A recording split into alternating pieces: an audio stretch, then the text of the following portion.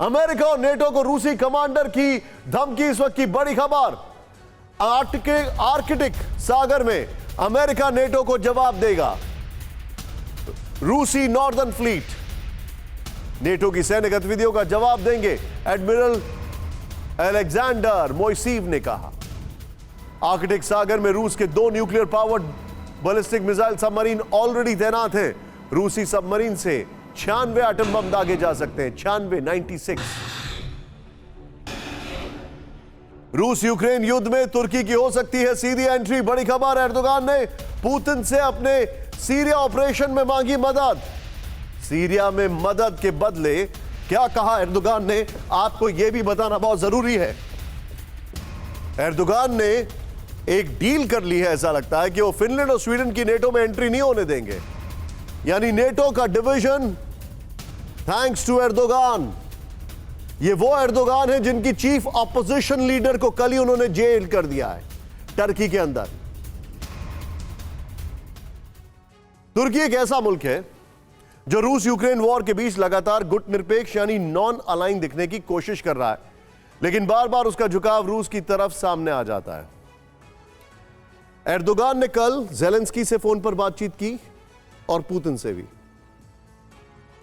रूस और यूक्रेन के बीच तुर्की का स्टैंड क्या है, इसे लेकर हमने एक पूरी टाइमलाइन तैयार की है। इससे आपको तुर्की की असल वफादारी काफी हद तक क्लियर हो जाएगी। और आपको नहीं भूलना चाहिए, टर्की वो मुल्क है जिसको रशिया से S-400 मिले हैं और अमेरिका से F-16 भी।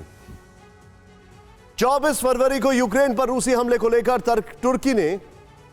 टर्की ने सबसे पहले यूक्रेन की मदद की। टर्की के बैरक्तार ड्रोन्स की मदद से रूस को युद्ध में काफी नुकसान हुआ है। बैरक्तार ड्रोन्स की जो कंपनी है, बैरक्तार उसके जो मालिक के बेटे हैं, उनकी एर्दोगन की बेटी से शादी हुई है। इस बैरक्तार ड्रोन से यूक्रेन ने सैकड़ों टैंक्स और आर्मर्ड व्हीकल्स बर्बाद कर दिए। मॉस्को शिप का बदला लेने के लिए रूस ने बाल्टिक सागर से ब्लैक सी की तरफ अपने जंगी बेड़े भेजने की कोशिश की, लेकिन टर्की ने रूस का रास्ता रोक दिया और वहां पर बैरक्तार ड्रोन्स TB2 से एक डायवर्जन क्रिएट किया गया। 1936 के मॉन्ट्रिक्स कन्वेंशन का हवाला देकर रूसी शिप्स को ब्लैक सी में जाने की इजाजत नहीं थी। चूंकि टर्की नेटो का मेंबर है, इसलिए उसने नेटो की वॉर ड्रिल्स में भी लगातार भाग लिया है। लेकिन जैसे ही फिनलैंड और स्वीडन ने नेटो की मेंबरशिप के लिए अप्लाई किया, टर्की का स्टैंड बदल गया।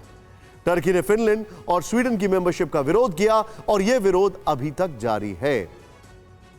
टर्की के प्रेसिडेंट एर्दोगान ने कह दिया है कि जब तक फिनलैंड और स्वीडन कुर्दिस्तान वर्कर्स पार्टी के आतंकियों के खिलाफ एक्शन नहीं लेंगे, उन्हें अंकारा डिपोर्ट नहीं करेंगे, तब तक मेंबरशिप का सपोर्ट नहीं करेगा।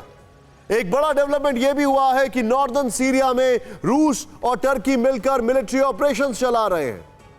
तीसरा डेवलपमेंट यह हुआ है कि टर्की ने अब ग्रीस के खिलाफ मोर्चा खोल दिया है और दोनों देशों के बीच हुए स्ट्रैटेजिक काउंसिल एग्रीमेंट में दरार पड़ गई है। चौथा डेवलपमेंट यह है कि टर्की और अजरबैजान ने ग्रीक आइलैंड पर कब्जे के लिए वॉर ड्रिल को अंजाम दिया। गौर करने वाली बात यह भी है कि अगर टर्की फिनलैंड और स्वीडन की मेंबरशिप को वीटो कर देता है तो फिर दोनों मुल्क नेटो में शामिल नहीं हो सकेंगे। इसीलिए टर्की को हर तरह से मनाने की कोशिश हो रही है। टर्की को मनाने की कोशिश हो रही है। टर्की को इमेजिन करें। अड़ी सोमवार से शुक्रवार शाम 6 बजे सिर्फ TV9 भारतवर्ष पर।